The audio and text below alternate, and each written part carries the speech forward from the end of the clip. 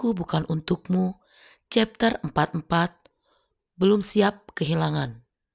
Setelah urusannya selesai, Reno langsung menghubungi Freddy, minta Freddy mengantarkan Anita pulang. Tak lupa ia mengucapkan terima kasih kepada kedua sahabatnya itu. Dan setelah Dion pulang, Reno juga bergegas pulang. Sesampainya di rumah, rupanya Freddy belum pulang. Ia sengaja menemani Anita sampai Reno datang. "Maaf, aku jadi merepotkanmu," kata Reno, merasa tidak enak pada Freddy yang sudah ia repotkan. Freddy menepuk bahu Reno sambil berkata, "Tidak, aku tidak merasa direpotkan. Aku senang bisa membantu." Reno hanya menanggapinya dengan tersenyum. "Mama di mana?" "Di kamarnya," jawab Freddy. "Ya sudah, aku pulang dulu." "Ini sudah larut. Kau tidak menginap di sini saja?" Reno menawarkan. "Tidak, aku mau pulang saja," tolak Freddy. "Baiklah kalau begitu, hati-hati," ujar Reno. Freddy mengangguk lalu pergi. Setelah Freddy pulang, Reno pergi ke kamar Anita untuk melihat keadaan ibunya itu. Sesampainya di sana, Anita tampak melamun, memandangi frame foto di tangannya. Reno pun sudah tahu kalau potret di frame itu adalah potret Herlan. Ia lalu mendekat menghampiri Anita, kemudian duduk di samping ibunya itu. "Ma," panggil Reno lembut, sambil menatap Anita dengan tatapan sendu. Anita yang mendengar suara Reno, perlahan memutar wajahnya ke arah Reno. "Reno, kau sudah pulang? Apa semuanya sudah selesai? Di mana papamu?" tanya Anita. "Ya, semuanya sudah selesai. Jenazah papa baru akan diantar besok," jawab Reno. Anita langsung lemas karena Reno tak datang bersama jasad Herlan. Ia lalu kembali menatap foto Herlan, kemudian berkata dalam hatinya, "Herlan, aku membencimu, tapi aku belum siap kehilanganmu. Kau meninggalkan luka yang teramat dalam di hatiku. Dan dengan kepergianmu yang tiba-tiba ini, kau semakin membuat jiwaku terguncang, Herlan. Kenapa kau melakukan ini padaku?" Bulir bening itu kembali menetes membuat garis di pipinya. Reno yang melihat Anita menangis, langsung mengulurkan tangannya mengusap air mata itu sambil berkata, "Ma, Mama jangan sedih ya. Ikhlaskan kepergian papa." "Bagaimana Mama tidak sedih, Reno?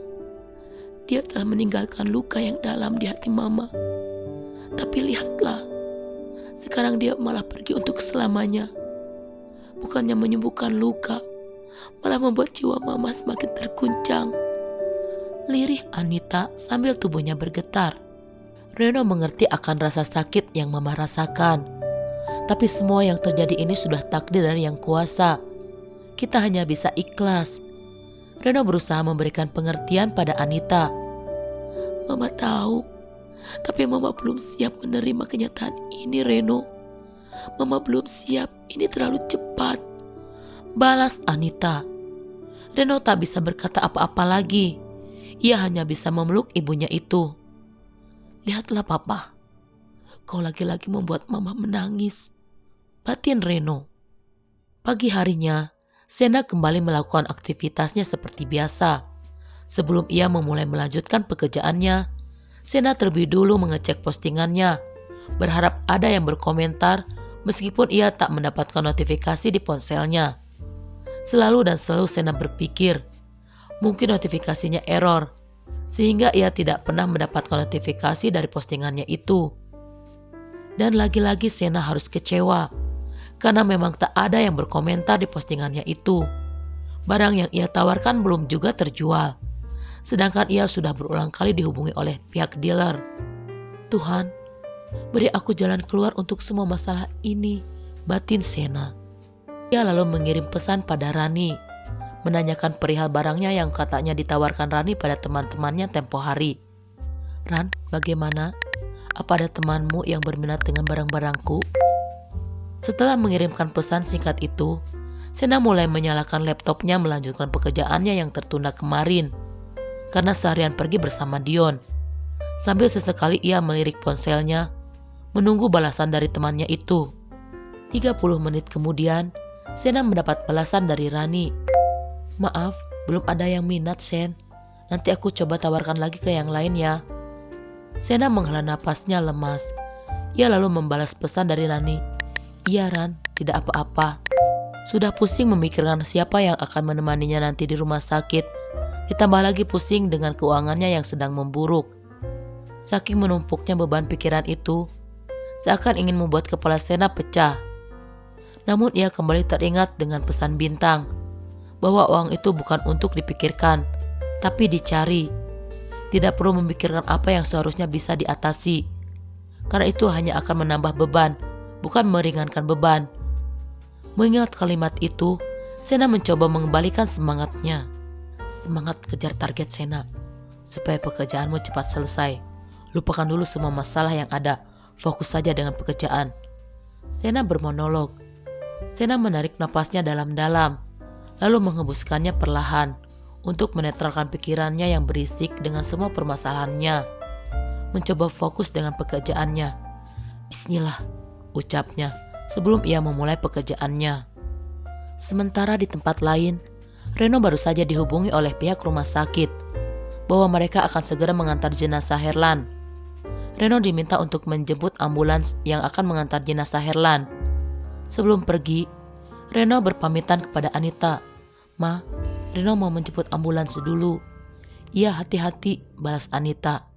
Reno mencium punggung tangan Anita sebelum ia pergi.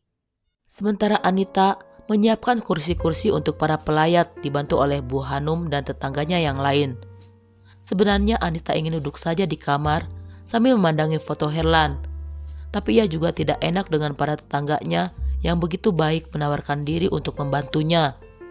Mau tidak mau Anita pun turun tangan, ikut mempersiapkan semuanya. Herlan anak satu-satunya dan ia tak punya saudara, sedangkan saudara Anita masih dalam perjalanan dari luar kota. Tak berselang lama setelah Reno pergi, Dion dan Freddy datang. Mereka langsung menghampiri Anita. "Bi," sapa Dion dan Freddy sambil bergantian mencium punggung tangan Anita. Kalian sudah datang? Reno baru saja pergi menjemput ambulans," kata Anita. "Ya sudah, kami bantu Bibi saja," ujar Dion. Anita tersenyum kepada kedua sahabat putranya itu. Dion dan Freddy pun membantu menata kursi-kursi untuk para pelayat. "Freddy, bantu Bibi bawa air mineral," pinta Anita. "Oh iya Bi." Freddy pun mengekor Anita masuk ke dalam. Selesai menata kursi, Dion kemudian teringat kalau ia harus menjemput Sena. Ia pun mengirimkan pesan pada Freddy, jangan sampai Freddy mencari-carinya nanti. "Aku mau jemput Sena dulu." Setelah mengirimkan pesan pada Freddy, Dion bergegas pergi menjemput Sena. Freddy yang sedang membantu Anita mengeluarkan air mineral dari dalam, menghentikan aktivitasnya terlebih dahulu saat mendengar ponselnya berdering. Setelah dilihatnya pesan itu dari Dion, Freddy langsung membuka pesan itu. "Aku mau jemput Sena dulu." Freddy langsung mengernyit membaca pesan dari Dion. "Apa tidak apa-apa Sena datang? Apa Reno tidak akan semakin sedih melihat Sena ada di sini?" batin Freddy. Ia takut Reno yang sedang berduka akan semakin sedih dengan kedatangan Sena, apalagi datangnya bersama Dion. Sudahlah. Suka-suka si tuan muda saja. Aku tidak mau ikut campur." Setelah bermonolog, Freddy pun membalas singkat pesan dari Dion. "Ya." Lalu kembali melanjutkan pekerjaannya. Sementara di tempat lain, Mita yang sudah diberitahu tentang kematian Herlan oleh Freddy tampak duduk di sofa dengan pakaian yang serba hitam sambil menangis. Tak jauh berbeda dengan Anita, Mita pun sangat terpukul dengan kepergian Herlan yang begitu tiba-tiba dan tragis.